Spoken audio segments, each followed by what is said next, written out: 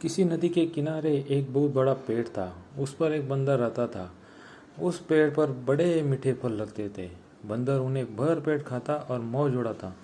वह अकेले ही मजे में दिन गुजार रहा था। एक दिन एक मगर उस नदी में से पेड़ के नीचे आया। बंदर के पूछने पर मगर ने बताया कि वह खाने की तलाश में आया है। इस पर बंदर ने पेड़ से तोड़कर बहुत से मीठे फल मगर को खाने के लिए दिए। इस तरह बंदर और मगर में दोस्ती हो गई। अब मगर हर रोज वहाँ आता और दोनों मिलकर खूब फल खाते। बंदर भी एक दोस्त पाकर बहुत खुश था। एक दिन बात बात में मगर ने बंदर को बताया कि उसकी एक पत्नी है जो नदी के उस पार उनके घर में रहती है।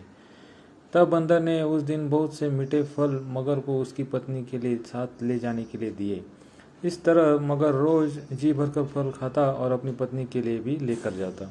मगर की पत्नी को फल खाना तो अच्छा लगता, पर पति का देर से घर लौटना पसंद नहीं था। एक दिन मगर की पत्नी ने मगर से कहा कि अगर वह बंदर रोज रोज इतने मीठे फल खाता है तो उसका कलेजा कितना मीठा होगा। मैं उसका कलेजा खाऊंगी। मगर ने उसे बहुत समझाया पर वह नहीं मानी। मगरमच्छ दावत में बहाने बंदर को अपनी पीठ पर बैठाकर अपने घर लेके लाने लगा। नदी के बीच में उसने बंदर को अपनी पत्नी की कलेजा वाली बात बता दी। इस पर बंदर ने कहा कि वो तो अपना कलेजा पेड़ पर ही छोड़ आया है। वह उसे हिफाजत से पेड़ पर रखता है, इसलिए उसे वापिस जाकर कलेजा लाना पड़ेगा। मगर बंदर को वापस पेड़ पे लेके आया।